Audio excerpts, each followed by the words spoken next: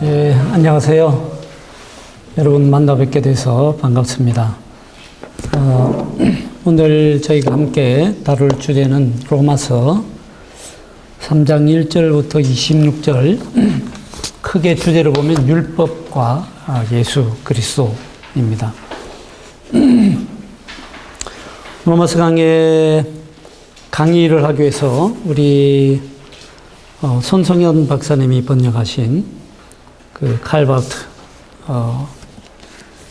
로마서 이 교재를 가지고 강의하게 되겠습니다만은, 저도 강의 준비를 위해서 옛날에 이제 공부했던 그 독일어판 그래머 브리프를 꺼내서 다시 읽어보고요, 비교를 하면서 준비를 해왔습니다.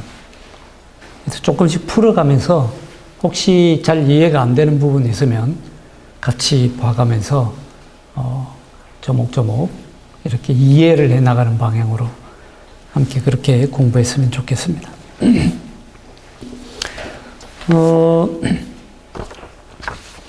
3장의 큰 주제를 이 바르트가 로마서 강의에 쓰면서 고테스 게레히지카이트, 하나님의 의라고 잡았습니다.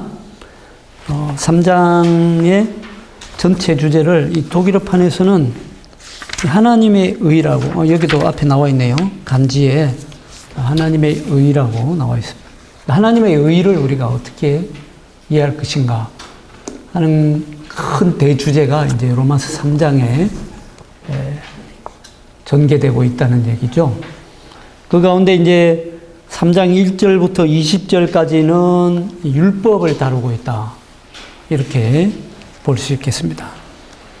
그 율법을 다루면서 맨 처음 부분에 이제 서론을 얘기하고 있는데요.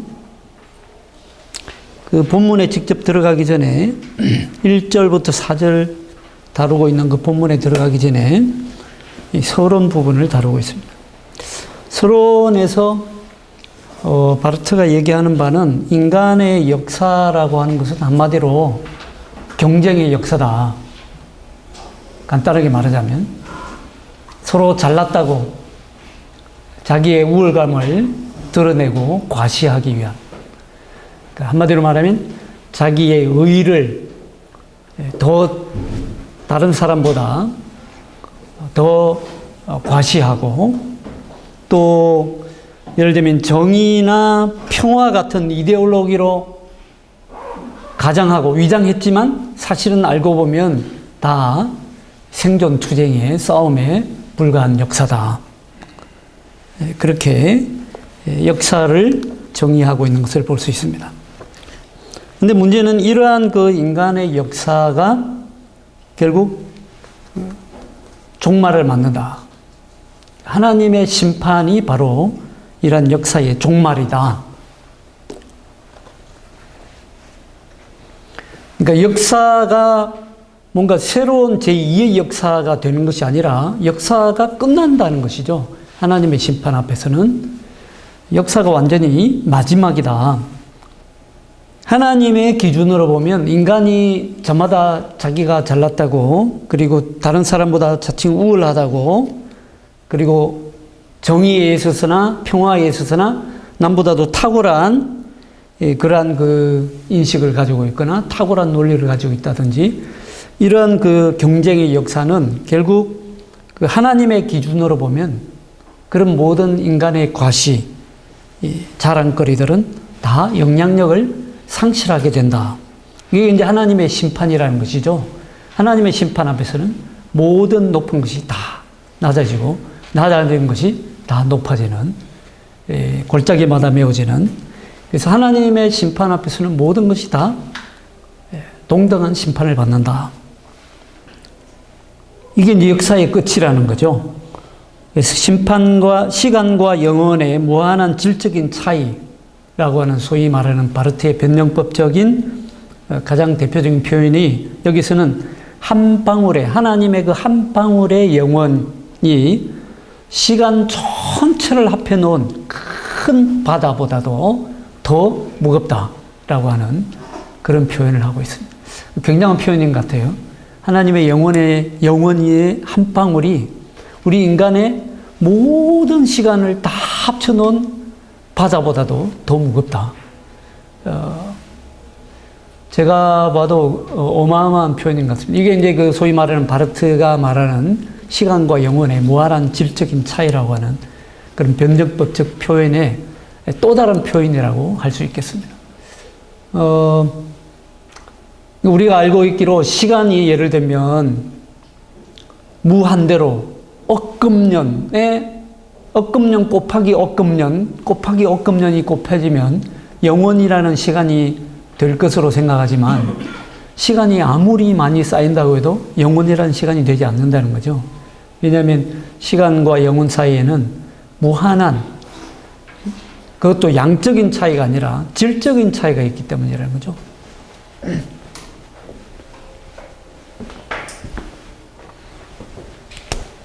이 시간과 이 영혼 사이에는 시간이 많이 쌓이면 영혼이 된다는 게 아니라 그렇게 되는 게 아니죠. 아무리 많이 쌓여도 시간과 영혼 사이에는 그냥 양적 차이가 아니라 질적 차이가 있다는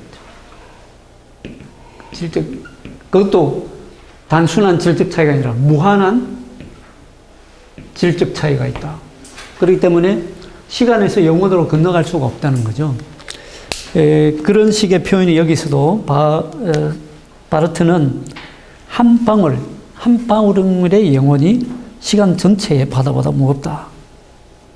그래서 이 인간의 역사라고 하는 것은 하나님의 심판 앞에서 결국 종말을 맞는다.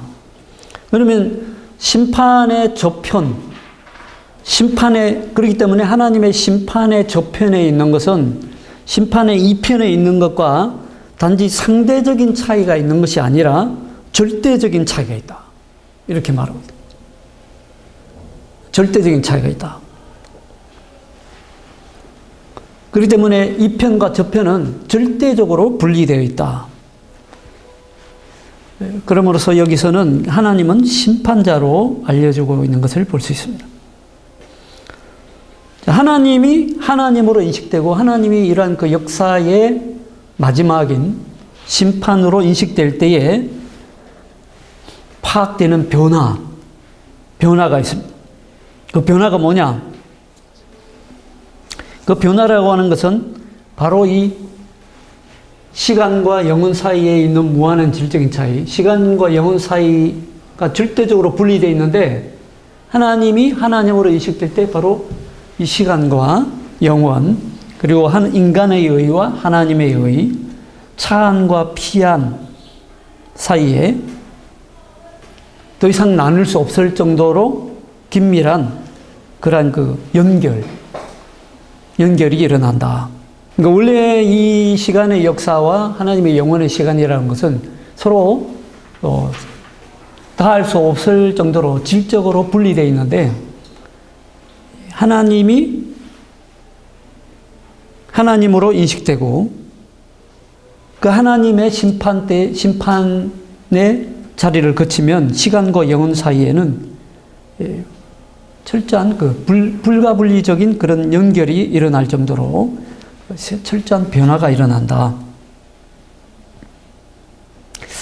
그래서 여기서는 이제 서론에서 말할 때 하나님은 그럼 누구냐? 하나님의 존재에 대해서 아주 그 존재의 그 특수성에 대한 인식을 전제를 하고 있습니다. 그 뭐냐면 우리가 소위 말하는 그 하나님의 은폐성이라는 거죠. 데우스 압스콘디투스라고 하는데 하나님의 은폐성을 인식할 줄 알아야 된다. 그래서 하나님이라는 존재는 우리가 어떤 사물이 있다 없다라고 할 때에 우리 인간의 인식으로 하나님 이런 사물이 책상이 있다 예를 들면 여기 마이크가 있다 라고 말하는 정도로 그렇게 하나님이 있다 없다라고 말할 수 있는 그런 존재가 아니라는 거죠. 하나님의 존재는 우리의 인식에 의해서는 사실은 철저히 은폐되어 있다는 거죠. 그래서 하나님의 존재는 사물과는 다른 것이다. 우리가 인식하고 눈으로 보는 사물과는 철저히 다른 것이다. 차별적인 것이다. 그리고 형이상학적 존재와도 다른 것이다. 우리가 예를 들면 철학적으로 생각할 때 하나님을 어떤 형이상학적 존재로 추론을 해나가는데 하나님은 그런 존재가 아니라는 거죠. 그리고 하나님은 많은 존재들 가운데 제2의 존재라든지 많은 존재들 옆에 있는 제2의 존재라든지 많은 존재들과 나란히 있는 타자라든지 많은 존재들과 나란히 서 있는 어떤 낯선 분, 그런 분도 아니라는 겁니다. 이 하나님의 존재의 은폐성을 인식하지 못하면 결코 우리가 하나님을 하나님으로 알지 못한다는 거죠. 그래서 하나님은 존재하고 있는 모든 것의 영원하며 순수한 근원이다. 이렇게 정의됩니다. 존재하고 있는 모든 사물, 우리가 존재라고 생각할 수 있는, 그리고 우리 존재라고 규정할 수 있는, 우리 눈에 가시적으로 존재로 인식되는 모든 존재의 영원한 근거가 바로 하나님이다. 그것도 절대적인 근거다. 이렇게 보고 있는 겁니다. 여기서 이제 변적법적인 그런 표현들이 나오는데, 하나님은 모든 사물의 비존재로서 그것들의 참된 존재이다. 굉장히 변적법적인 표현이죠. 모든 사물의 비존재다. 그러니까 모든 사물의 비존재라는 것은 모든 사물이 다 지양되어야 된다는 거죠. 하나님 앞에서는. 존재라고 할 때. 그러니까 그런 존재와 비슷한 하나님의 존재, 이렇게 표현해서는 하나님이 하나님으로 믿어지지도 않고 인식되지도 않는다는 거죠. 그렇기 때문에 모든 사물이 다 지양된, 모든 사물의 비존재로서 참된 존재가 하나님이다. 흔히들 우리가 이제 그 하나님의 존재를 생각할 때에, 우리가 여기 있다, 없다라고 말하는 존재, 우리가 인간이 생각으로 정의 내릴 수 있는, 예를 들면, 저기 한 사람이 있다, 여기 한 사람이 있다. 아니면 여기에 어떤 국가가 있고, 미국이 있고, 한국이 있고, 이런 식으로 어떤 존재를 우리 의식 속에서 규정해 내는데, 그런 존재로 정의할 수 없는 존재라는 거죠. 이게 비존재라는 거죠. 모든 존재의 비존재. 그럴 때에 하나님이 참된 존재가 된다. 이걸 다른 말로 표현하면, 우리가 쉽게 알고 있는 그 신앙의 용어로 표현하면 하나님의 신실성이라는 것이죠. 하나님의 신실성. 하나님의 신실함. 하나님은 은폐된 하나님으로 인식된다. 제가 생각할 때는 이 율법을 다루면서 서론에서 바르트는 이 율법을 역사 속에 있는 계시의 흔적으로 보고 있는 것 같아요. 역사 속의 계시의 흔적이다. 그 역사 속의 계시의 흔적이라는 것이 결국 하나님의 그 심판을 통해서 제거되거나 약화되는 것이 아니라 오히려 확정되고 강화된다.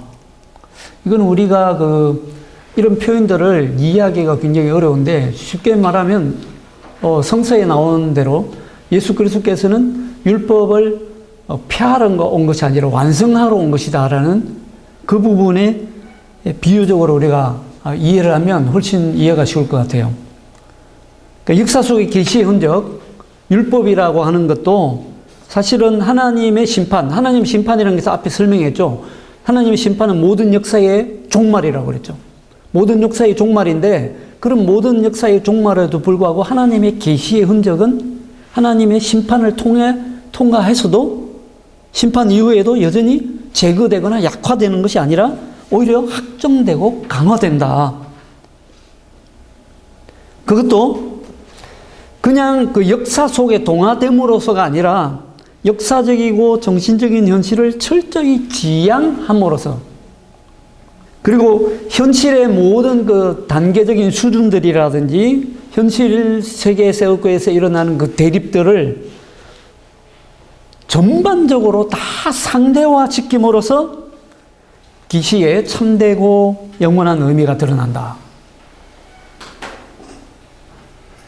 그러니까 하나님의 계시는 물론 역사 속에서 일어나죠.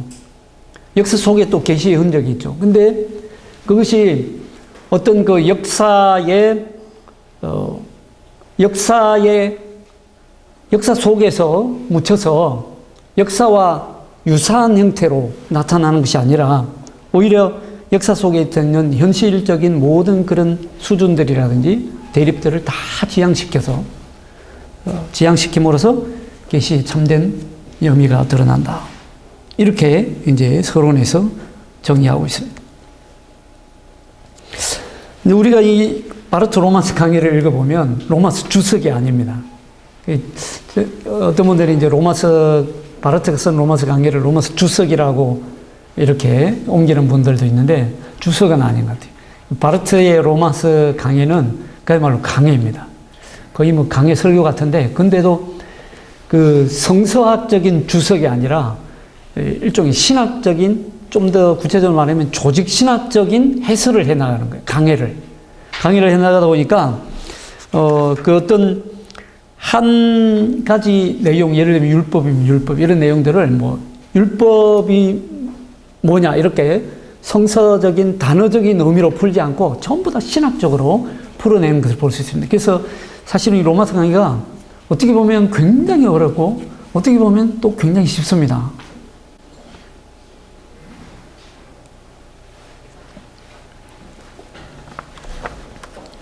그러면 우리가 3장 1절부터 한번 들어가 보겠습니다. 3장 1절부터 4절인데, 그런즉 유대인의 나음이 무엇이며 할례의 유익이 무엇이냐. 근데 이런 것도 보십시오. 유대인의 나음이 무엇이며 할례의 유익이 무엇이냐.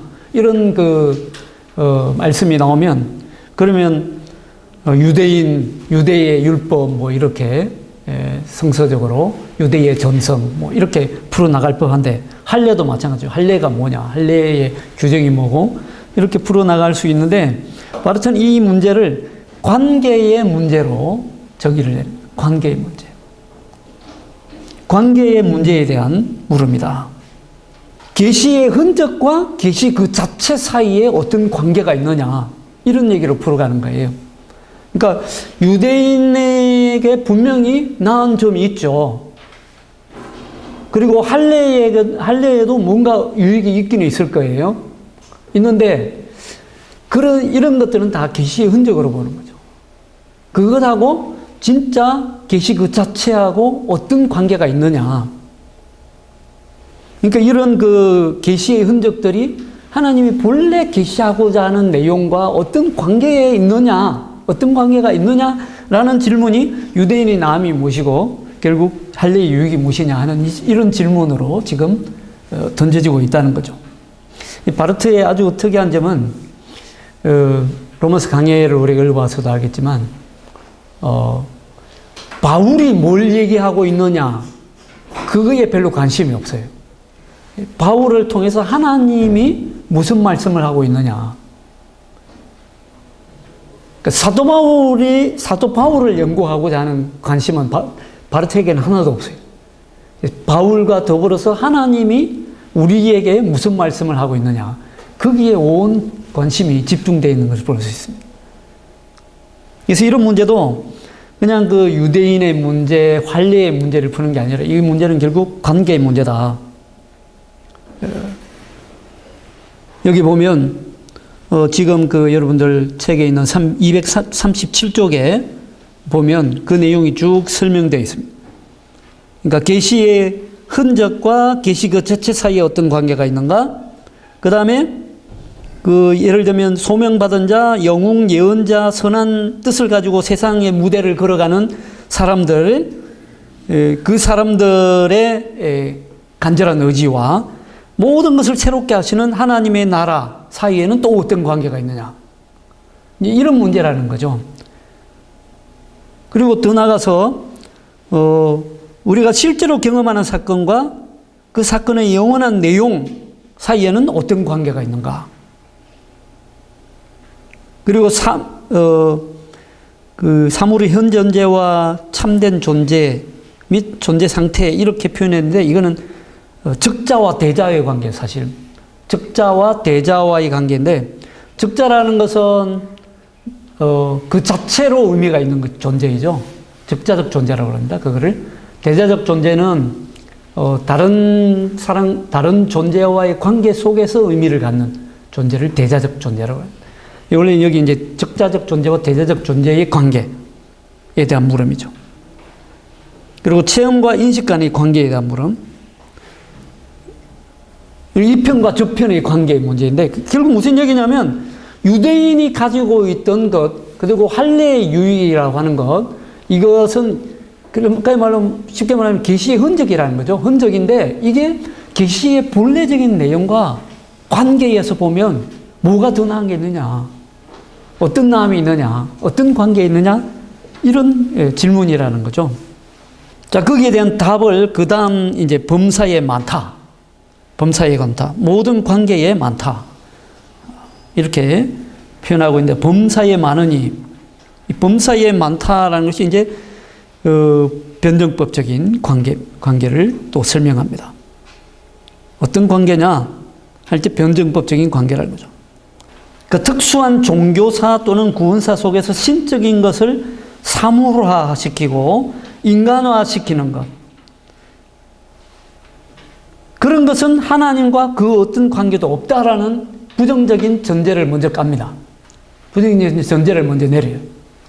그러니까 어떤 관계가 있느냐 할 때에 범사에 많은데, 범사에 많은 관계가 있는데, 그러니까 지금 유대인의 나음점과 그 다음에 할례의 유익이라는 이런 것들, 계시의 흔적들이 계시와 뭔가 관계가 있을 수 있지만은 미리 전제해 두기로, 그게 만약에 어떤 특정 종교 사이에서, 특정한 구원사 속에서 하나님의 것을 물질화시키고 하나님의 것을 인간화시키는 그런 관계라면, 그런 관계사라면 하나님과 그 어떤 관계도 없다는 얘기라는 거죠.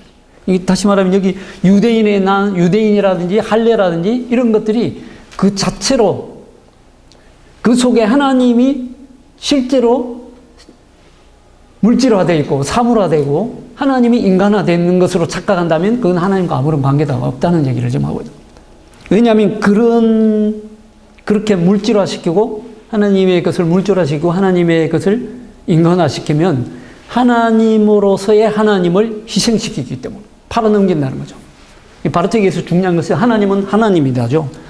바르트가 이 로마서 강의를 쓸 때에 그 변정법적 신학이라고 그러죠. 변정법적 신학의 이제 극치를 달릴 때가 바로 이 로마서 강의를 쓸 때인데, 변정법적 신학을 한마디로 얘기하면 하나님은 하나님이다. 하나님은 하나님이다. 하나님은 인간이 아니라는 거죠. 하나님은 사물화될 수 없다는 거죠. 하나님은 물질화될 수 없다는 거죠. 앞에서도 얘기한 것처럼 하나님은 형이상학적 존재도 아니고 사물도 아니라는 거죠. 근데 우리가 이 하나님으로서의 하나님, 하나님은 하나님이어야 되는데,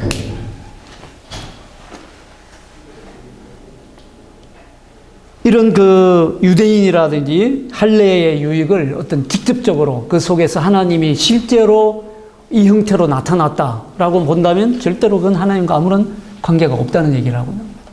자, 그걸 전제해 놓고, 그렇지만 알려진 이 세계에서, 우리가 잘 알고 있는 이 세계에서 일어나는 모든 것이 알려지지 않은 하나님은 은폐된 하나님이죠. 하나님의 은폐성.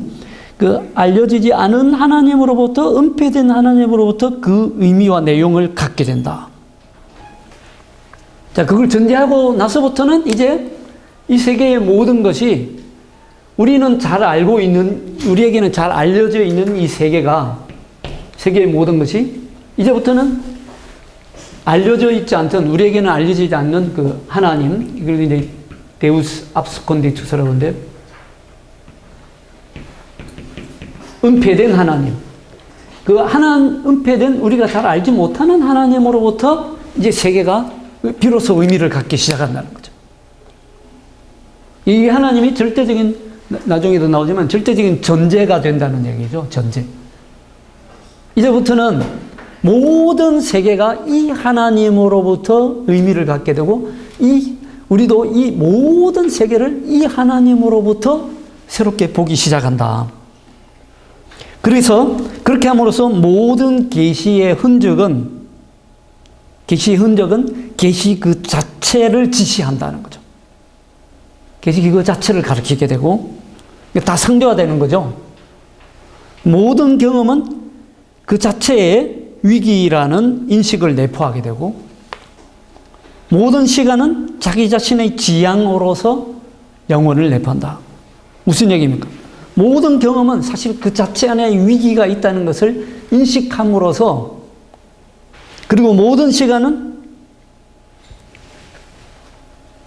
자기 자신 안에 자기 자신을 지향함으로써 영혼을 내포하게 된다는 거죠. 그래서 이 심판이 처음부터 나온 말인데 하나님의 심판은 소멸이 아니라 세움이다. 이제 비로소 긍정적인 얘기가 나오는 거죠. 지금 그 모든 그 부정적인 것들을 다 전제해 놓고 비로소 긍정적인 얘기를 하는데 하나님으로서의 하나님, 은폐된 하나님으로부터 모든 세계에 일어나는 모든 것이 의미를 갖게 될 때에 비로소 하나님의 이제 심판은 단순히 부정적인 것만은 아니라는 거죠. 하나님의 심판은 오히려 소멸이 아니라 다 멸절시키는 것이 아니라 오히려 세우는 일이고 하나님의 정화, 깨끗게 하심은 다 모든 것을 청소해버리는 것이 아니라 오히려 채워주는 것이로. 여기서 이제 하나님의 신실성이 다시 드러나는 거죠. 하나님은 인간을 버리시는 하나님이 아니시다. 하나님은 결코 인간을 버리지 않으셨다. 오히려 하나님은 끝까지 신실하신 분이다. 라는 것을 강조하고 있는 것을 볼 수 있습니다. 자, 그 다음 238쪽에 보면 우선은 그들이 하나님의 말씀을 맡았음이니라. 이제 유대인들이 나음이 하나님의 말씀을 맡았다는 거죠. 하나님의 말씀을 맡았다. 근데 바르트는 유대인들이 하나님의 말씀을 맡은 사건을 유대인들이 의로워서가 아니라 이것 자체도 이제 변정법적인 표현을 써서 하나의 불가능한 가능성이라고 표현합니다. 불가능한 가능성이라는 거죠. 다른 많은 가능성들 가운데 하나의 가능성이 아니라 완전히 불가능한 것이었는데 가능하게 된 것. 불가능한 가능성이라고 표현합니다. 그러니까 유대인들이 특별히 하나님의 말씀을 맡은 사건이 다른 여러 민족들, 이집트 민족 아니면 고대 근동에 있던 다른 메소포타미아 민족들이 맡을 수도 있었는데 그런 가능성들 가운데 한 가지 가능성으로서 유대인들이 그냥 맡았다는 그런 가능성이 아니라 인간에게는 원래 원초적으로 불가능한 사건이에요. 하나님의 말씀을 맡는다는 것 자체가 근원적으로 불가능한 사건인데 그게 가능하게 됐다는 거죠. 그래서 절대적으로 그 자체도 하나님의 은혜라는 거죠. 유대인들이 특별해서가 아니라는 겁니다. 그래서 그 238쪽 아래쪽 부분에 보면 그들이 가지고 지키는 하나님의 말씀은 이해 안 되는 것이 이해되는 증언이다. 그래서 구원 능력이 없는 이 세상에 구원이 주어진다. 그들이 가지고 지키는 것이 모세든 세례 요한이든 플라톤이든 사회주의든 아니면 그저 소박하게 일상적인 행동에 깃든 도덕적 이상이든 상관없다.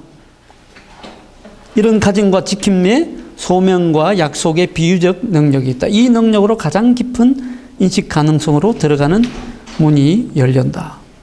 그들에게 실제로 하나님의 말씀이 맡겨졌다면, 말씀 선포가 맡겨졌다면 그들이 특별한 위치를 요구하거나 그들이 하는 말에 특별한 경청을 요구하는 것은 꼭 어만불순한 것은 아니다.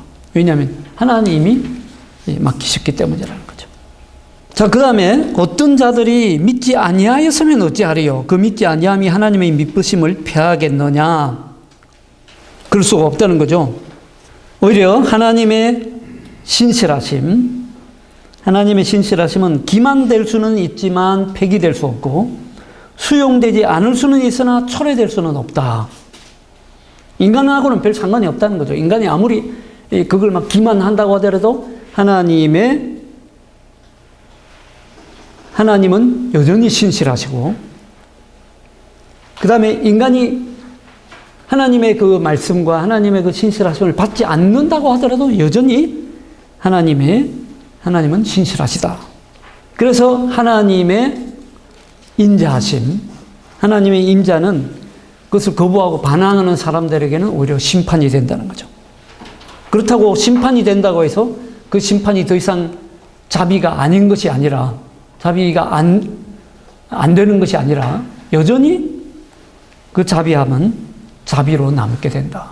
이게 하나님의 끝까지 신실하심에 대한 정언이라는 것입니다. 하나님은 어떤 경우에도 자신을 헛되이 계시하는 분이 아니다. 율법이 있는 곳에는 하나님의 신실한 말씀도 있다. 그래서 이게 이제 우리 개혁교회 전통이죠. 율법이 있는 곳에는 하나님의 말씀이 있다. 바르트는 나중에 율법과 복음이라고 불러서는 안 된다. 복음과 율법이라고 불러야 된다. 이렇게 정의를 내리죠. 우리 개혁교회 전통에 있는 테르티우스 우두스 레기스 율법의 제3의 용법의 전통에 따라서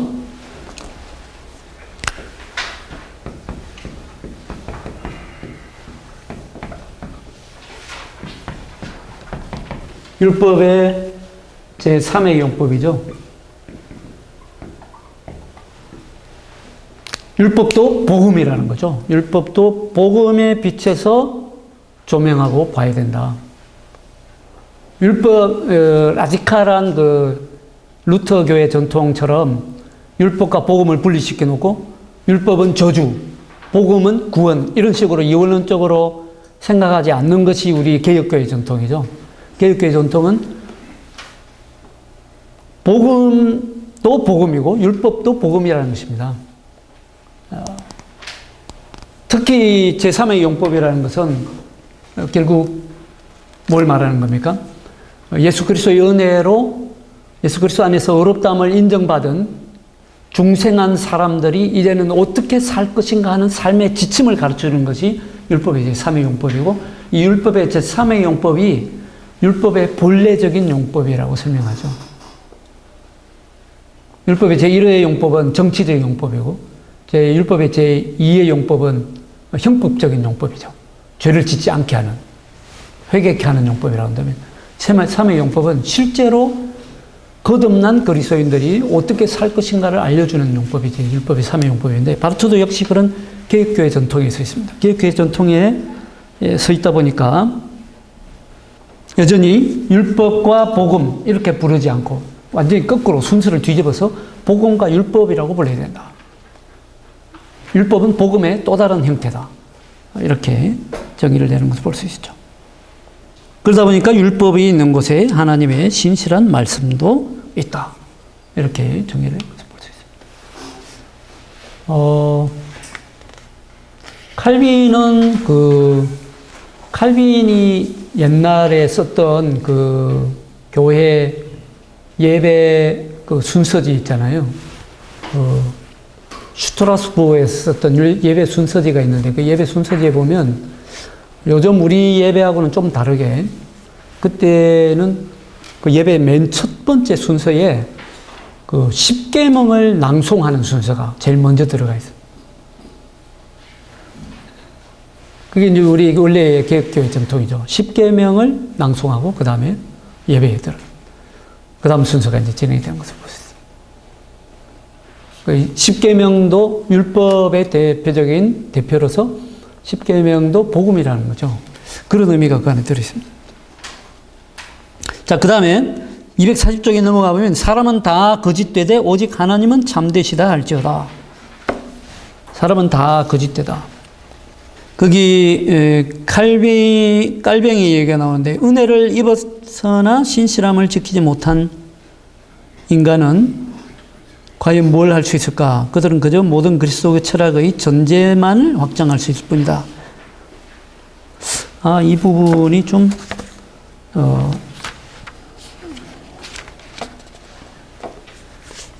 약간 애매합니다.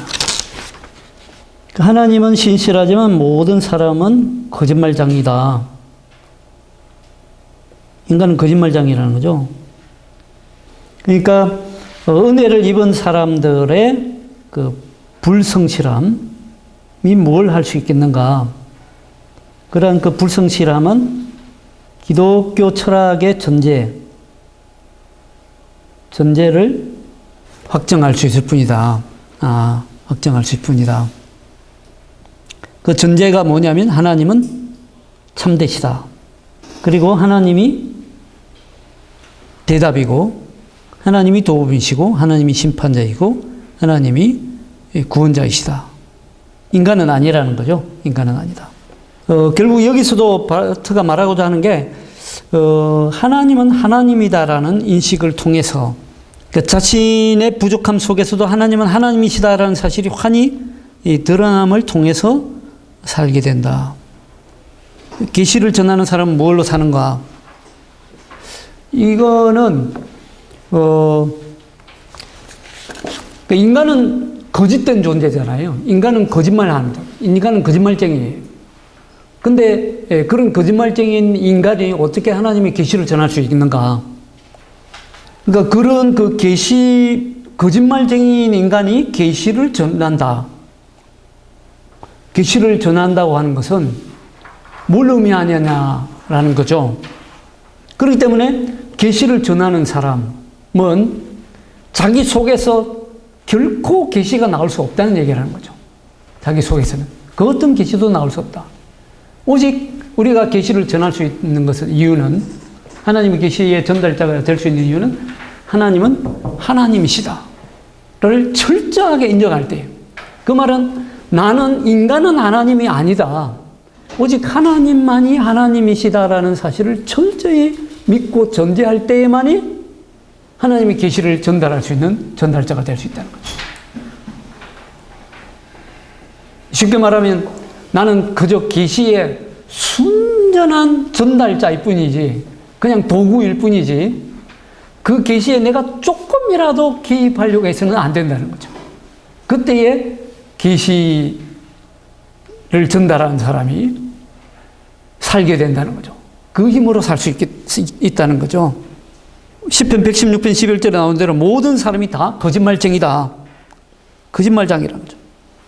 모든 사람이 다 거짓말쟁이다. 그러니까 하나님은 하나님이다라는 말은 하나님과 인간 사이에 어마어마한 차이가 있다. 절대적인 차이가 있다.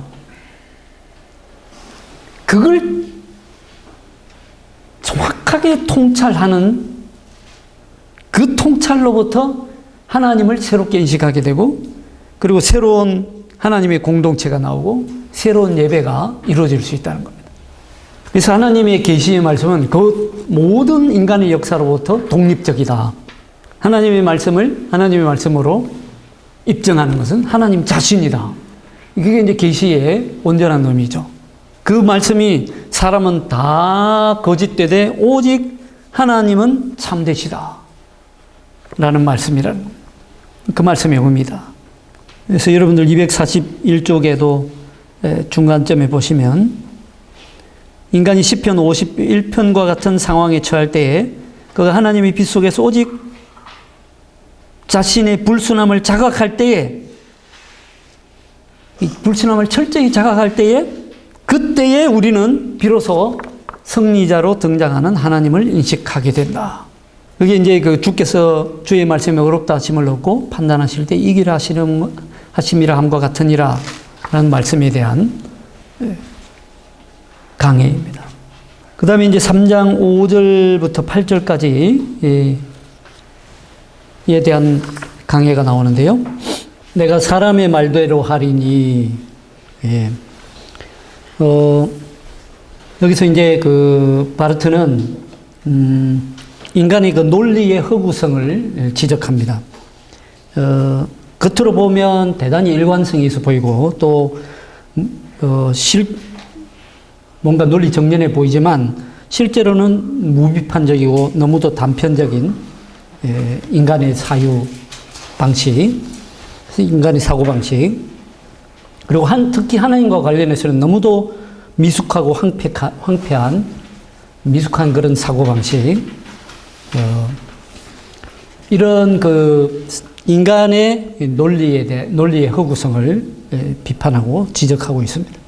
왜 그러냐면 그런 인간의 논리라고 하는 것은 그 주어져 있는 것, 소여성이라는 게 그냥 우리 앞에 딱 주어져 있는 것을 얘기하는 겁니다. 주어져 있는 것에는 관심을 가지고 주어져 있는 것은 우리가 관찰하고 그에 대한 논리를 전개해 나갈 수 있지만 그 주어져 있는 것 앞에 주어져 있는 것 또는 그 주어져 있지 않은 것 비소여성, nicht gegebenes 주어져 있지 않는 것은 전혀 생각할 수 없다는 거죠. 그렇기 때문에 인간의 논리라는 것은 하나님을 말하고 있으면서도 실제로 지가 지금 누구 얘기를 하고 있는지를 모른다는 겁니다. 간과한다는 거죠. 그렇기 때문에 어떤 결과에서 원인을 추론하는 방식, 그런 방식은 하나님에게는 적절하지 않다. 우리가 사물을 관찰할 때는 어떤 결과에서 그 원인을 찾아가는 방식이 해당되지만 하나님에게는 그런 그 인간의 논리적인 사고방식이 결과에서 원인을 추론해 나가는 그런 논리적 사고방식이 하나님의 존재에 대해서는 해당 사항이 없다는 거죠. 적절하지 않다는 겁니다. 지금 이렇게 바르트가 얘기하고 있지만 결과에서 원인을 추론해 나가는 그런 그 사유방식을 가리켜서 그 중세 로마 가톨릭 교회에 토마스 아퀴나스가 사용했던 그 인과론이죠. 인과론. 모든 그래서 하나님을 제1원인으로 규정을 하죠. 왜냐하면 모든 결과에서 결과의 원인을 추정해 가다 보면 더 이상 원인이 없는 원인, 제1원인이 하나님이다. 이런 식으로 추론해 가는데 그런 추론 방식 자체가 하나님이 적절하지 않다. 이런 얘기를 합니다. 재밌죠? 내가 사람의 말하는 대로 말하노니 이런 본문을 가지고 이런 그 인간의 사유의 허구성을 오히려 바르트는 지적하고 있는 것을 볼 수 있습니다. 인간의 논리가 얼마나 하나님의 존재를 규명하는 데는 너무 얼마나 허구적이고 얼마나 허약한가 하는 것을 보여주고 있는 것이죠. 왜냐하면 하나님은 여러 사물 가운데 한 사물이 아니기 때문이죠. 처음에 얘기했던 대로. 인간의 논리는 이 사실조차도 간과하고 있다. 그 다음에 만일 그러하면 하나님께서 어찌 이 세상을 심판하시리요? 라는 본문을 이제 강의해 나가는데 선험적 지식으로부터 하나님에 대한 인식이 가능하냐? 그 얘기를 지금 하고 있는 겁니다. 그러니까 우리가 어떤 사물을 딱 인식한다고 할 때 그 인식 이전에 주어진 인식이 우리 안에 있어야 그 사물을 인식하게 된다고 하는 그런 소위 말하는 철학적인 선험적 인식으로부터 하나님을 인식할 수 있느냐? 아니라는 거죠. 그런 것으로는 하나님을 인식할 수 없다.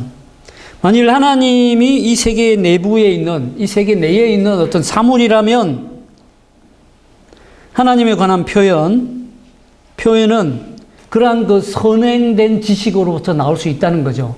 근데 문제는 하나님이 이 세계 내에 있는 사물이 아니기 때문에 주어져 있는 것을 인식하기 위해서 그 이전에 주어진 지식으로부터 마치 우리가 사물을 인식하듯이 하나님을 인식할 수는 없다는 겁니다.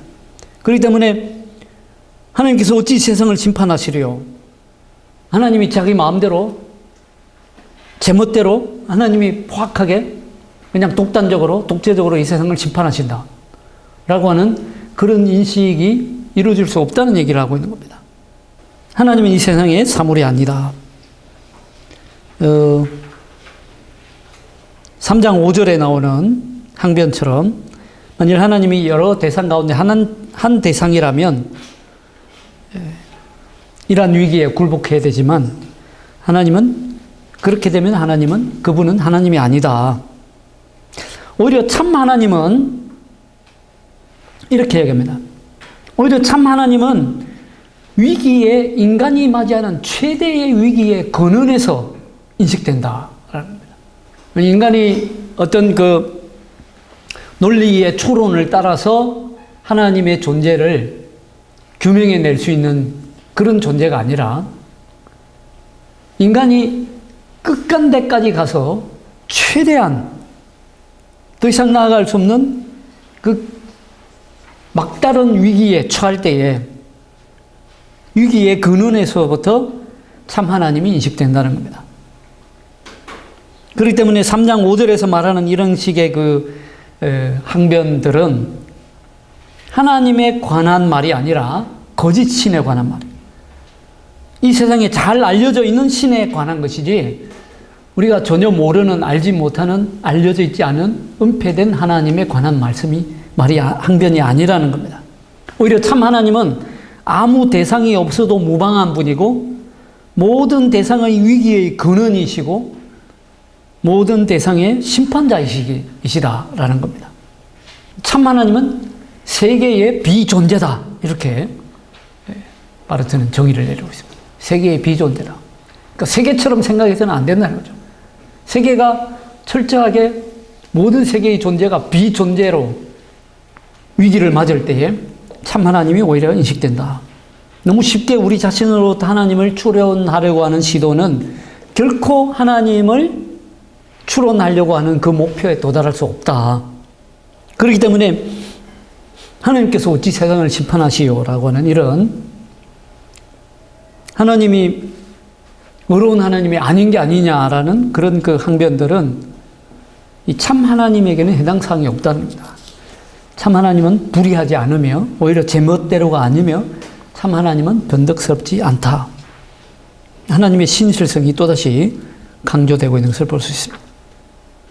그렇기 때문에 우리는 244쪽에 나오는 대로 위에 부분에 그분의 심판에서 비로소 그분에게 맞서면서 이 세상을 지배하고 있는 불의, 전횡, 변덕의 문제를 비로소 의식하게 된다. 그분이 없다면 그와 같이 번지수를 잘못 찾은 반역의 문제들을 비난할 수도 없을 것이다. 자, 그 다음 본문 넘어가겠습니다. 245쪽 맨 밑에 본문. 또는 그러면 선을 이루기 위하여 악을 행하자 하지 아니하겠느냐. 어떤 이들이 이렇게 비방하여 우리가 이런 말을 한다고 하니 그들은 정죄받는 것이 마땅하니라. 바르트는 이렇게 이 본문을 가지고 정의를 내립니다. 하나님과 인간에 관해 말할 때에 하나님과 인간이 마치 둘이 동일한 바탕에서 소통하고 있는 파트너인 것처럼 직접적으로 말하는 것은 진리의 가장 심각한 왜곡이다. 그러니까 하나님과 인간을 어떤 동등한 대상으로 놓고 동등한 바탕에서 출발해가지고 직접적으로 소통하는 그런 파트너인 것처럼 말하는 것은 진리를 가장 심각하게 훼손시키는 것이라는 거죠. 하나님은 어떻게든 선이 나오게 하신다. 선이 되게 하신다. 하나님은 우리가 악을 행해도 선이 되게 하신다. 그러므로 악을 행하자. 그래도 선이 될 게 아닌가. 이런 인간의 말들은 그 자체로 어둠이다라고 바르트는 정의를 내립니다. 이런 말을 하는 사람들은 정죄받는 것이 마땅하다. 왜냐하면 하나님과 인간은 같지 않기 때문이라는 거죠. 그렇기 때문에 하나님을 탓해서 악을 행할 수도 없고 거기서 나오는 선도 우리 때문에 나오는 것이 아니다. 하나님과 인간의 철저한 구별, 하나님과 인간 사이에 있는 그 무한한 차이를 철저하게 인정할 것을 바르트는 요구하고 있습니다. 하나님을 하나님으로, 인간은 인간으로. 그렇기 때문에 우리가 하는 일은 하나님이 하시는 일이 아니고 내가 한다고 다 하나님이 하는 일이라고 생각하면 안 된다는 거죠. 그리고 우리가 하는 일의 결과도 우리에게서 나오는 것이 아니다. 그런 착각을 해서는 안 된다는 거죠. 그래서 바르트가 지적하기를 우리 인간이 하는 착각 중에 가장 심각한 착각이 뭐냐면 우리가 하나님에 대해서 절대적인 어떤 통찰을 얻었다고 생각하면서 하나님과 우리 사이에 있는 간격을 잊어버리는 것. 그게 최대의 착각이라고 바르트는 지적합니다. 야, 하나님에 대해서 내가 놀라운 깨달음을 얻었어요. 하나님에 대해서, 하나님의 그 절대 주권에 대해서 내가 놀라운 통찰을 얻었어요. 그때에 착각에 빠지면 안 된다는 거죠. 내가 하나님에 대한 놀라운 통찰을 얻었다고 해서 하나님과 나 사이에는 그 무한한 질적인 간격을 잊어버리면 안 된다는 거죠. 그걸 잊어버릴 때에 비로소 하나님은 하나님이 아니 되는 것이죠. 더 이상 하나님이 아니에요. 인간화된 하나님이고 물질화된 하나님이 되어버리고 역사화된 하나님이 되어버린다는 거죠. 근데 우리는 이런 그 착각에 굉장히 수없이 자주 빠지죠. 특히 뭐 하나님에 대해서 좀 뭘 좀 안다고 생각하는 사람일수록 이런 착각이 쉽게 빠집니다. 그 대표적으로 이런 착각에 빠졌던 시기가 바로 19세기 자유주의 신학 시대죠. 쿨투어 프로테스탄티스무스, 문화 개신교주의라는 그 유명한 그 19세기 자유주의 신학을 가리켜서 문화 개신교주의라고 그러는데 모든 것을 문화화 시켜서 이해해버린 거죠. 하나님의 계시를 다 문화화 시켜버린 것이죠. 인간의 문화가 곧 하나님의 계시다. 이렇게 해석되어버리는 거죠. 근데 우리가 설교할 때 이런 착각에 많이 빠지죠. 사실은. 설교자들이 제일 심하게 빠지는 착각 가운데 하나가 바로 이거 아닙니까? 말씀을 읽다가 엄청난 그 통찰을 얻어가지고 마치 내가 하나님이 된 것 같고 하나님이 내가 된 것 같은 그 하나님과 나 사이에 어마어마한 그 무한한 질적 차이와 간극이 있다는 것을 순간 잊어버리는 거죠. 그렇게 될 때에 대부분 이단들이 발생하죠. 이단은 이제 그거의 극치로 가면 이단이 되는 거죠. 우리는 절대 주권자가 아니다. 그렇죠. 아니다. 아니라는 거죠. 선을 이루기 위해서 우리가 악을 행하자. 악을 행해도 하나님은 언젠가든지 그걸 다 선으로 만들 것이다. 그거는 결국 하나님과 인간 사이에 있는 어마어마한 간극을 잊어버리기 때문에 그런 생각이 나온다는 거죠. 그런 사람들은 정죄받는 것이 마땅하다. 그래서 바르트는 악은 하나님이 아무리 선하다고 하더라도 악은 여전히 악이다. 하나님이 이 역사를 가지고 어마어마한 하나님의 역사를 만든다고 할지라도 역사는 여전히 무의미한 역사다.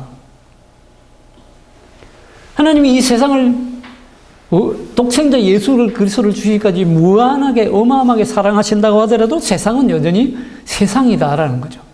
그 차이를 잊어서는 안 된다라는 해석을 여기서 내리고 있습니다.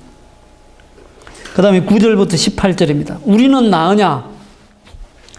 여기서 바르트가 한마디로 지적하기를 나은 사람은 없다는 거죠. 누가 나으냐는 거죠. 높은 산이 다 낮아지고 골짜기마다 다 메워지고 하나님의 그 처음에 말씀드린 그 심판 앞에서 하나님의 말씀 앞에서 나은 것이 하나도 없다는 거죠.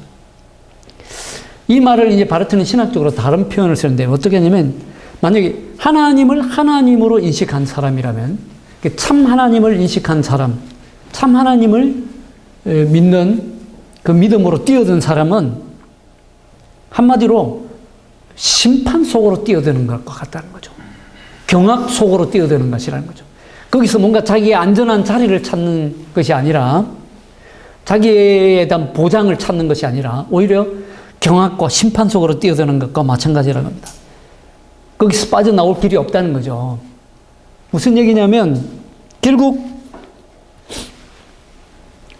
하나님을 하나님으로 인식하게 되면 내 안에 있는 위기를 내가 인식하게 된다는 거죠. 내가 안전보장을 거기서 다 얻어가지고 이제는 나는 낫네. 그 하나님의 그 인식 속에서 자기에 대한 안전을 얻는 사람은 자기는 다른 사람보다 더 낫다고 생각하게 된다는 거죠. 오히려 끊임없이 우리가 하나님을 믿는다는 것은, 하나님을 인식한다는 것은 하나님의 심판 속으로 끊임없이 뛰어드는 것과 마찬가지라는 거죠. 그렇기 때문에 내가 나의 나음을 자랑할 수 없다는 겁니다. 그 다음 부분이 그래서 다 죄 아래에 있다고 우리가 이미 선언하였느니라. 다 죄 아래에 있다는 거죠. 다 진노의 자녀이고 인간인 이상 본질적으로 진노의 자녀라는 겁니다. 이건 뭐 경건한 사람이든 경건하지 않은 사람이든 다 마찬가지라는 겁니다. 인간이라면 누구나가 다 본질적으로 죄 아래에 있다. 진노의 자녀이다. 진노의 자녀이다. 굉장히 재밌는 것은요. 다 죄 아래 맡겨졌다고 하는데 우리는 죄인이며 앞으로도 죄인으로 계속 죄인으로 남는다. 유대인이든 헬라인이든 하나님의 자녀든 세상 자녀든 인간인 이상 본질적으로 진노의 자녀다. 우리는 내가 하나님의 자녀가 되었다고 생각하면 더 이상 나는 진노의 자녀가 아니라고 생각하죠. 나는 축복의 자녀. 이렇게 자기를 딱 규정해버리는데 사실은 하나님의 자녀든 세상 자녀든 본질상 인간이라고 한다면 다 진노의 자녀라는 거죠. 왜 이 얘기를 이렇게 바르트가 극단적으로 강조하냐면, 하나님은 신실하게 처음부터 끝까지 우리에게 알려지지 않는 하나님. 하나님은 신실하게 처음부터 끝까지 이제는 내가 다 알게 된 하나님. 그러니까 내가 하나님을 믿었기 때문에, 하나님을 믿기 때문에 하나님을 내가 다 안다. 내가 다 아는 하나님. 이런 공식은 성립되지 않는다는 거죠. 만약에 이런 공식이 성립되는 순간 하나님은 더 이상 하나님이 아닌 게 되는 거예요. 내가 규정한 하나님이 되어버리는 거죠. 그렇기 때문에 우리가 하나님 앞에 설 때는 끊임없이 위기 앞에 서는 거예요. 심판 앞에 서는 거라. 다름이 없다는 겁니다. 그렇게 할 때만이 온전한 그 하나님을 하나님으로서 인식하게 된다는 거죠. 하나님으로서의 하나님은 하나님이다.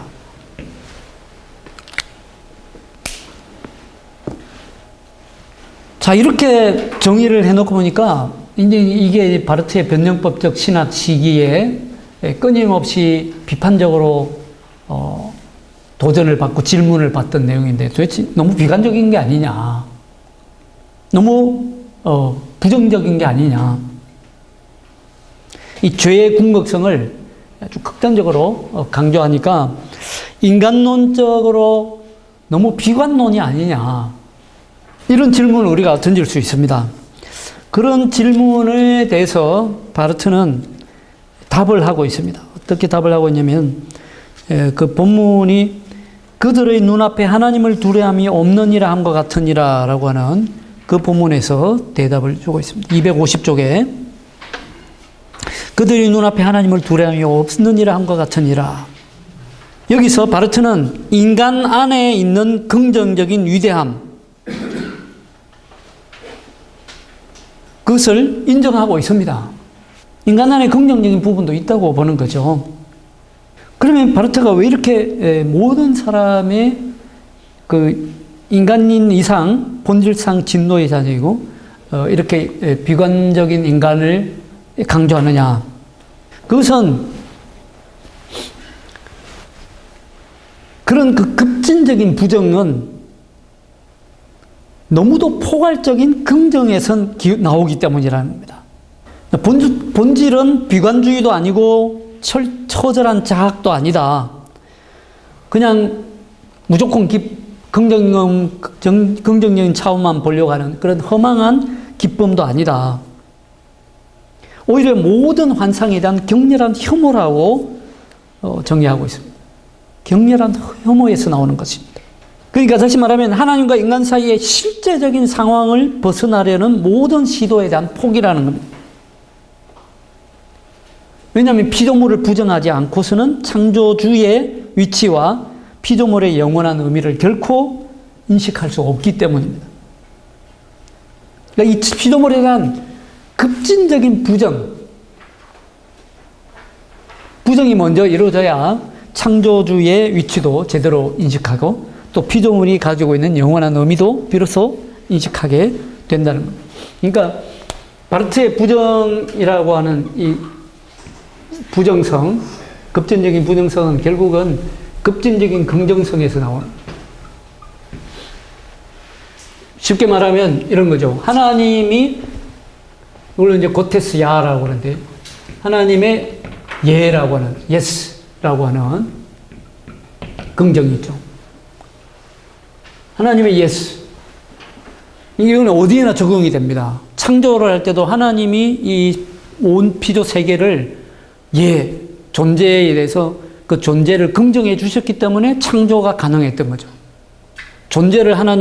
이 피조 세계의 존재를 하나님이 긍정하지 않으셨다면 창조가 일어나지 않았겠죠. 그 존재에 대한 긍정이 먼저죠. 그리고 구원론에도 마찬가지입니다. 하나님이 우리가 죄인인데 죄인임에도 불구하고 우리를 의인이라고 긍정해 주셨기 때문에 우리에게 구원이 일어난 거죠. 그러니까 하나님의 긍정이라고 하는 것은 그런 하나님의 긍정이라는 것은 예를 들면 창조론적으로 보면 모든 피조물에 대해서 피조물이 창조주가 될 수 없다는 극단적인 부정이 전제되어야 됩니다. 그럼 그렇지 않으면 이 피조물이 될 수도 없고 창조주가 창조주 될 수도 없어요. 너는 피조물이다. 너는 창조주가 아니다. 너는 한계가 많은 시간의 유한성을 지니고 너무도 왜곡된 역사를 가지고 있는 피조물에 불과하다. 이 피조물의 철저한 창조주 될 수 없음에 대한 없음이 전제돼야 창조주에 대한 긍정이 일어나죠. 결국은 이것은 창조주의 긍정으로부터 오는 것이죠. 구원론을 할 때도 마찬가지죠. 이 죄가 내가 죄인임이 철저히 인정될 때에 하나님이 예수 그리스도 안에서 야라고 말해주신 그 야가 비로소 야로 인식될 수 있다는 거죠. 나도 뭔가 내 존재 안에 뭔가 선한 점이 있고 내가 뭔가를 할 수 있고 우리 인간 안에도 뭔가 좋은 점이 많다는 걸 먼저 전제를 하고서는 결코 인간의 구원에 대한 절실함과 절박함과 구원의 필연성과 하나님의 그 긍정성, 하나님의 그 십자가에서의 야라고 하는 긍정이 인식될 수 없다는 거죠. 그 다음 3장 19절에서 20절. 무릇 율법이 말하는 바는 율법 아래에 있는 자들에게 말하는 것이니 그들의 말로 하나님과 인간 사이의 사태를 가장 오해한 사람들이다. 누굴 말하는 겁니까? 율법을 말하는 사람들. 율법을 말하는 사람들은 결국 뭡니까? 자기만의 종교를 만든 사람들이죠.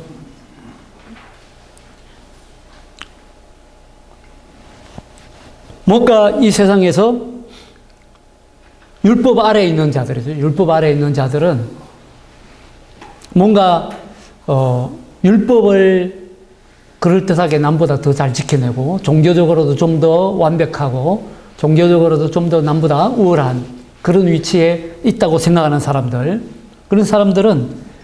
그런 사람들이야말로 하나님과 인간 사이의 사태를 가장 오해한 사람들이다. 이게 이제 율법이 말하는 바는 율법 아래에 있는 자들에게 말하느니라는 말씀에 대한 해석입니다. 오히려 믿음이라는 것은 빈 공간에 들어가는 것이라는 거죠. 율법을 전제해놓고가 아니라 완전한 빈 공간에 들어가는 것이다.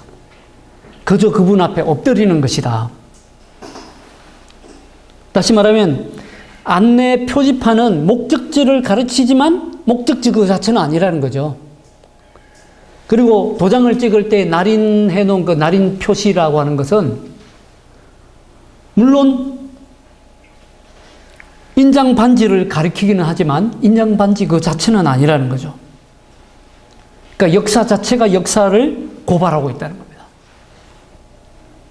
그렇기 때문에 율법 아래에서 뭔가 해보려고 하는 시도는 결국 목적지에 도달하지 못한다는 거죠. 그 다음 본문, 이는 모든 입을 막고 온 세상으로 하나님이 심판 아래 있게 하려 함이라. 여기서 이제 바르트는 종교 비판을 하고 있습니다. 종교 비판. 이 변증법적 신학 시기에 이루어진 종교 비판이죠. 종교는 인간이 하나님을 향한 확신, 오직 하나님을 향한 확신 외에는 최후의 확신마저도 빼앗기게 되는 가능성이다. 경건은 우리가 생각하고 상상할 수 있는 최후의 토대마저도 우리 발밑에서 꺼져버리게 되는 가능성이다. 그러니까 인간적인 종교적 가능성들, 그런 것에 대한 철저한 부정입니다.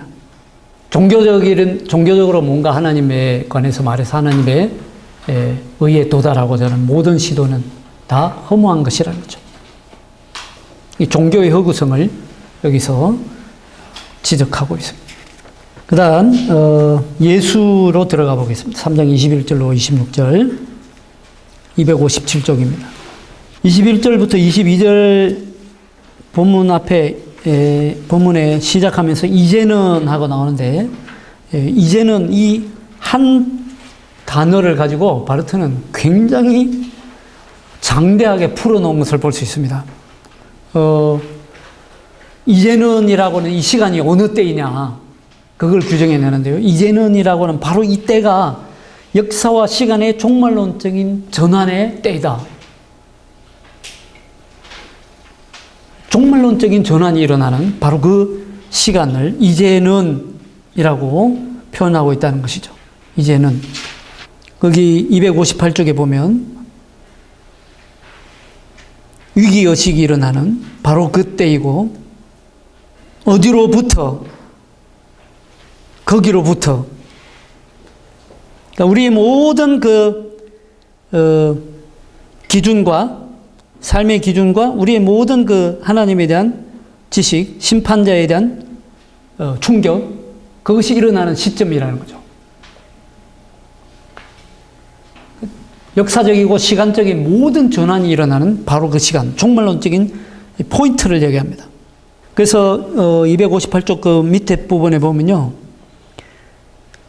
바로 그 특정한 지점은 여러 다른 점 가운데 하나가 아니며, 바로 그 특정한 전제는 많은 다른 전제 가운데 하나가 아니다. 여러 전제들 가운데 하나도 아니고, 또 이제는이라는 것이 어떤 많은 시간들 가운데 한 시간이 아니라는 겁니다. 오히려 근원의 시간을 얘기합니다. 인간이 마치 하나님을 딱 맞닥뜨렸을 때 일어나는, 더 이상 피할 길도 없는, 어디로 피하거나 숨을 수도 없는 그 하나님과 딱 맞닥뜨렸을 때에 모든 자기의 존재의 전환이 일어나는 바로 그 시간, 이제는이라는 거죠.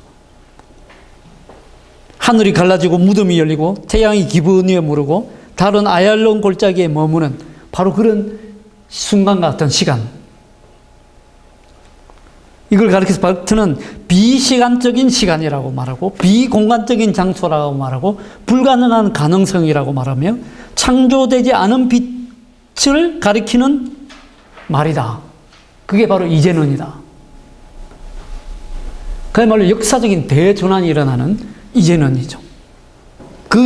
바로 그 이제는 때문에, 그걸 근거로 해서 위대한 전환이 일어나고, 하나님 나라가 가까이 다가오며, 부등 속에 긍정이 일어나고, 이 세상 속에 구원이 일어나고, 유죄 판결 속에 무죄 판결이 일어나고, 시간 속에 영원히, 그리고 죽음 안에 생명에 관한 메시지가 비로소 성립되는 바로 그 순간이라는 겁니다.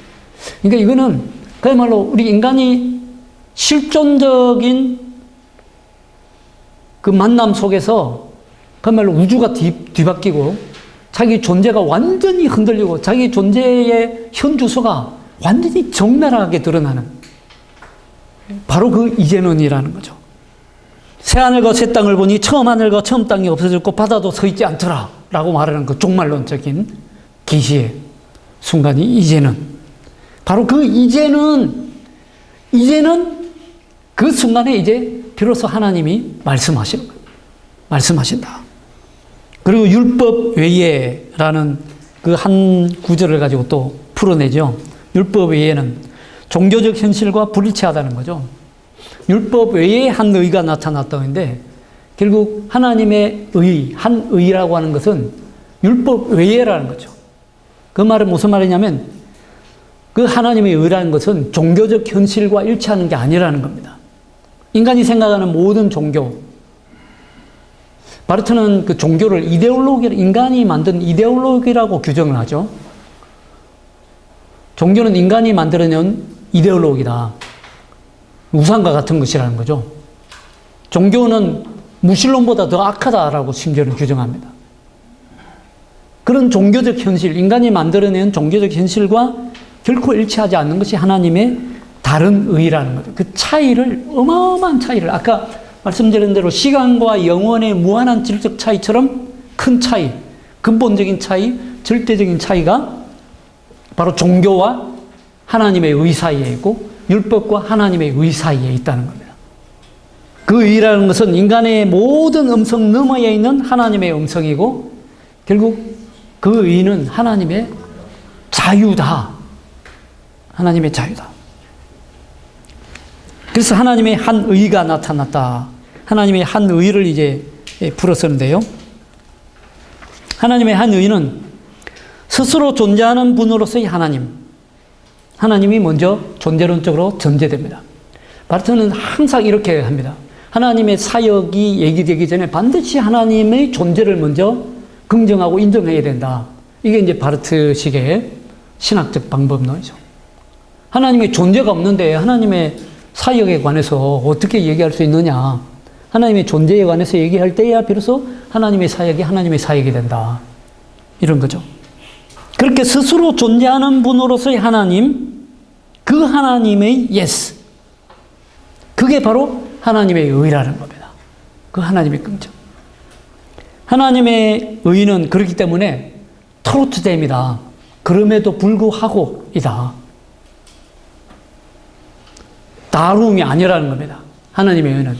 네가 이렇게 했기 때문에, 뭐뭐 했기 때문에가 아니라 그럼에도 불구하고의 의라는 거죠.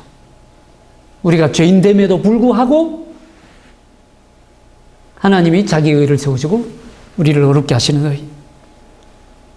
어떤 존재도 그 앞에 세워질 수 없다는 겁니다. 이렇기 때문에 하나님의 의가 우리에게 주어진다든지 하나님이 어렵다든지 뭐뭐 하기 때문에가 아니라 모든 인간의 존재를 다 제외시키고 그럼에도 불구하고가 그 말이죠. 하나님은 어려우신 분이고 우리를 어렵게 하시는 분이다. 그래서 하나님의 의지, 하나님의 뜻은 와훔, 왜? 라는 질문을 받지 않습니다. 허락하지 않습니다. 하나님께서 뜻하시는 대로 하신다는 거죠. 왜 그렇습니까? 왜? 라고 하는 질문이 하나님의 뜻에는 해당 사항이 없다는 겁니다.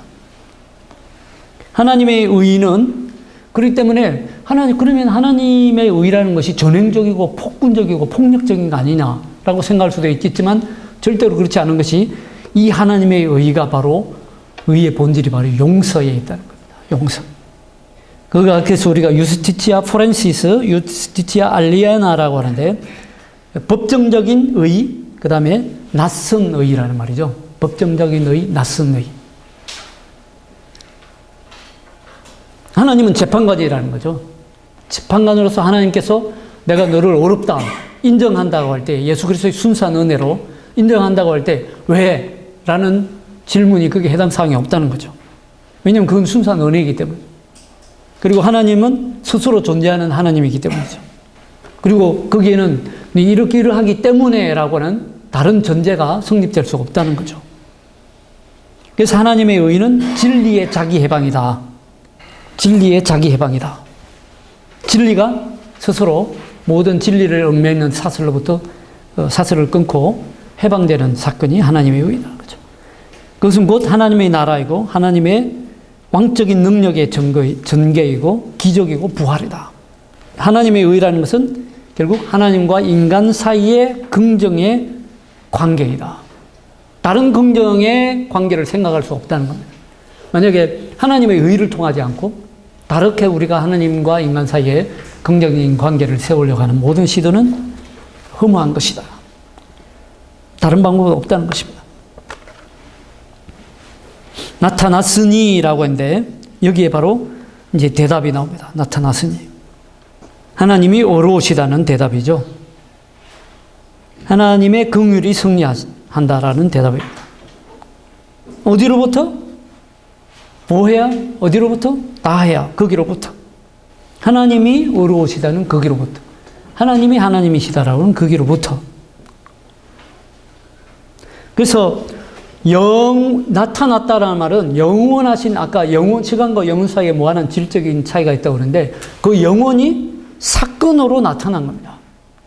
그 나타난 시간이 바로 이제는이라고 하는 앞에 나오는 그 말씀이고 그때이고 바로 하나님의 의가 계시된 시간이죠. 그래서 나타났다라는 것은 우리에게 주어졌다라는 것인데 계계변에 주어졌다라는 것인데 그 주어진 것은 포화해야 계계변에 그 이전에 주어진 것으로부터 온다는 겁니다. 그 전제로부터 온다는 것이죠. 다른 방법은 없다는 것입니다. 그냥 나타난 것이 그냥 하나님의 한 의가 나타났다는 말이 그냥 단순하게 그저 이 세상에 아무런 이유 없이 그냥 주어져 있는 것 자체로 주어진 것이 아니라 그 이전에 미리 주어진 것으로부터 온다. 하나님의 교리와 하나님의 은혜라고 하는 미리 주어진 것으로부터 온다는 것이죠. 그래서 계시된 것, 곧 하나님의 의는 율법의 선지자들에게 증거를 받은 것이라. 이 말씀은 결국 하나님의 의는 모든 종교의 의미다. 모든 종교가 가지고자 하는 모든 의미가 다 하나님의 의에서 다 드러난다는 거죠. 이게 이제 율법의 선지자들에게 증거를 받은 것이다라는 말씀을 바르트가 이렇게 풀어놓습니다. 예수 그리스도를 믿음으로 말미암아 예수 그리스도의 날은 모든 날의 그 날이다. 모든 인간적인 사건과 내용은 용서에 있다. 이렇게 보고 철저한 부정성을 강조하는데 결국 메시아는 인간의 종말이라는 것이죠. 그리고 모든 믿는 자에게 라는 본문은 믿음은 돌이킴이며 급진적인 새로운 설정이다. 믿음은 허공으로 뛰어드는 것이다. 이 키에르케고르적인 표현이죠. 급진적인 토르츠됩니다. 아주 철저한 걸음에도 불구하고가 믿음이라는 것이죠. 그래서 믿음이라는 것은 모험 중에 모험이다. 이렇게 정의를 내립니다. 그 다음 22절에서 24절 이 본문을 가리켜서 루터는 이 편지와 성경 전체의 핵심이고 중심이다. 이렇게 표현하는데요. 첫 번째 본문 차별이 없느니라 라고 할 때에 그 오늘날 우리가 사용하는 소위 선교라고 부르는 것과는 반대 순서라는 것입니다. 모든 차이를 허무는 선교라는 것입니다. 모든 차이가 다 없어지는 선교. 그러니까 우리가 선교 지금 이제 에딘버러 세계 선교 대회 할 때에 모든 선교사들이 모여서 선교 대회를 하면서 반성했던 부분이 바로 그 부분인데 선교사들이 우월의식을 가지고 약수국에 가서 뭔가 내가 우월한 뭔가를 주는 것으로 생각했는데 그게 선교가 아니라는 거죠. 그러니까 차별을 먼저 전제해 놓고 나는 이미 기독교 국가에서 뭔가 너희들은 좀 미개한 족속이고 나는 좀 더 우월한 족속으로서 내가 선교사로서 뭔가를 준다. 그게 아니라는 거죠. 선교라고 하는 것은 모든 차이를 다 허무는 선교이고 그저 가난한 자로서 가난한 자들의 형제가 되는 것이 선교라는 거죠. 그래서 이 차별이 없다는 말이 그런 표현이라는 거죠. 차별이 없느니라. 그러니까 우리가 선교할 때는 뭔가 차별을 두기 시작하는데 그런 차별을 두서는 안 된다는 거죠. 왜냐? 모든 사람이 죄를 범하였으며 하나님의 영광에 이르지 못하더니 여기서 모든 사람이 그 말은 결국 무슨 말이냐면 모든 인간 사이에 있는 차이가 다 해체되어야 된다는 거죠. 그리고 모든 차이가 다 지양됩니다. 그것도 모든 사람이 다 죄를 범하였다라는 말은 모든 사람이 긍정적인 점에서 긍정적인 것에서 연대성을 이루는 것이 아니라 오히려 부정적인 점에서 연대성을 이루고 있다. 그걸 가르쳐서 우리는 죄의 연대성이라고 할 수 있습니다. 죄인들의 연대성이죠. 하나님의 영광에 이르지 못하더니 하나님의 영광이라는 것은 우리가 하나님의 영광이라는 것은 결국 하나님을 볼 수 있음이죠. 글로리아 디비니타스 콘스피쿠와 하나님의 영광은 하나님을 볼 수 있습니다 라고 백리엘이 얘기했는데 그 볼 수 있음이 우리에게는 없다는 거죠. 그러니까 하나님을 우리가 보지 못한다는 거죠. 하나님의 영광에 이르지 못하고 있다. 그 다음 본문에 276쪽에 보면 하나님의 은혜로 값없이 어렵다 하심을 얻은 자 되었느니라. 하나님의 순수한 은혜로 값없이 어렵다 하심을 얻었다. 이거 여기서 이제 바르트는 옛 창조와 새 창조를 비교하면서 이건 새 창조라는 거죠. 단순한 창조의 진화가 아니라는 겁니다. 그래서 277쪽 하단 부분에 보면 옛 창조와 새 창조 사이에는 언제나 우리의 날들의 종말이 있고 이 세상과 저 세상 인간의 종말이 있다. 그래서 완전한 새로운 창조임을 가르치고 있습니다. 그래서 부활장에 나오는 것처럼 썩을 것이 반드시 썩지 아니할 것을 입고 죽을 것이 죽지 아니함을 입어야 한다. 이 옷 입음은 인간의 일이 아니라 하나님의 역사다. 그래서 그 인간에게 죽을 것과 썩을 것이라고 하는 것은 그 수러, 속성의 급진적인 변화, 변모, 그리고 죽은 자들의 부활을 기다리고 있으며 또 항상 기다린다. 그래서 우리는 새하늘과 새 땅을 기다리는 것으로 풀어내고 있는 것을 볼 수 있습니다. 281쪽에 맨 25절, 26절만 살펴보도록 하겠습니다. 25절, 26절. 이 예수를 하나님이 그의 피로서 믿음으로 말미암는 화목 제물로 삼으셨다. 이 화목 제물로 삼으셨다고 하면서 바르트는 이제 구약의 그 화목 제물과 신약 예수 그리스도를 비유적으로 설명해 내고 있는 것을 볼 수 있습니다. 그러니까 예수 그리스도는 결국 구약의 카프레트라고 불리는 케루빔이 날개로 덮고 있고 언약궤가 그 안에 있고 언약궤를 가리키는 그것처럼 결국 그 하나님이 임하는 장소이며 하나님이 말씀하시는 장소이고 하나님이 인간과 화해하는 장소. 그게 이제 그 카프레트인데 그것과 똑같이 예수 그리스도는 하나님이 임하시는 자리, 그 다음에 하나님이 인간과 더불어 말씀하시는 자리, 그 다음에 하나님이 자기 자신과 이 세상을 화해시키는 그런 자리로서 예수 그리스도를 설명하고 있는 것을 볼 수 있습니다. 그래서 그 예수 안에서 하나님의 나라가 너무나도 가까이 왔다. 하나님의 나라가 그 예수 그리스도라는 장소와 자리에서 가까이 다가왔는데 그 나라의 구원하는 능력과 의미가 지금 여기에서 우리가 다 감지할 수 있을 정도로 가까이 와 있다. 너무도 가까이 와 있었기 때문에 하나님의 평화 속에서 우리를 하나님 나라로, 이 세계를 하나님의 나라로 인도하시려는 것을 우리가 절대로 알아보지 못할 수 없을 정도로 가까이 와 있다. 이렇게 설명하고 있습니다. 그리고 285쪽에 한 가지만 더 설명을 드리면 자기의 의로우심을 나타내려 하심이니, 사실은 그 하나님이 이 세계와 인간과 화해하실 때에 우리를 의롭게 하시는 것이 이제 우리의 구원이죠.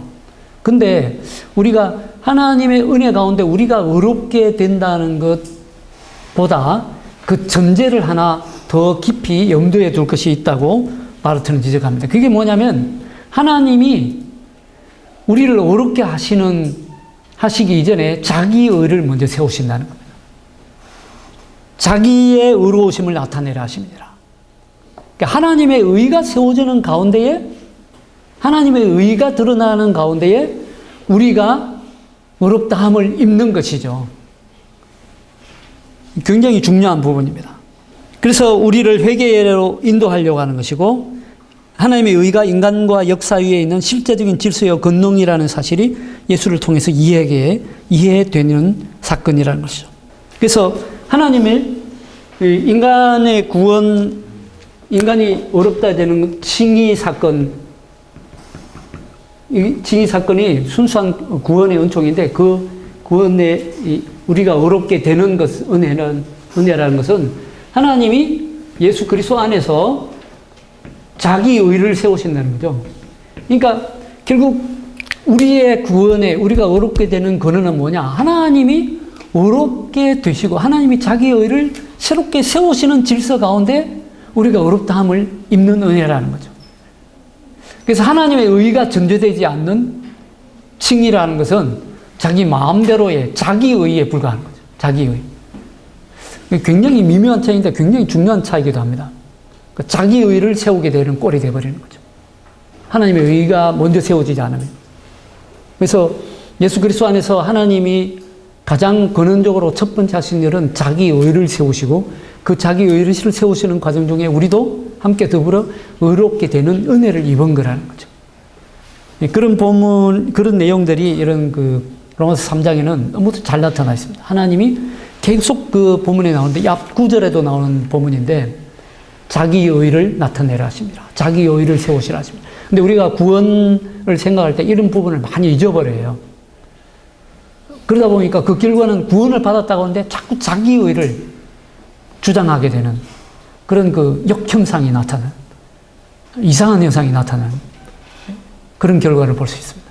그렇지 않으려면 항상 우리가 먼저 하나님께서 예수 그리스도에서 자기 의를 세우시는, 자기 의를 나타내시고 그 가운데 우리가 어렵다함을 은혜로 입는 것이구나, 이런 식으로 가야 그 객관적인 하나님의, 그러니까 아까도 말씀드렸던 것처럼 유스티티아 포렌시스, 법정적인 의, 내 의가 아니죠. 하나님이 어렵다고 인정하셨기 때문에, 판결을 해주셨기 때문에 내가 어렵게 되는 거고, 유스티티아 알리에나, 낯선 의, 내 의가 아니라 하나님의 의죠. 예수 그리스도의 의인데 나는 그저 그냥 내 의가 아닌데 그 낯선 의를 내가 은혜로 받은 것이 되는 거죠. 그러기 위해서는 하나님이 먼저 자기 의를 세우시는 과정 중에 우리가 구원의 은혜를 입는구나. 이게 이 관계가 잘 정리가 돼야 되겠습니다.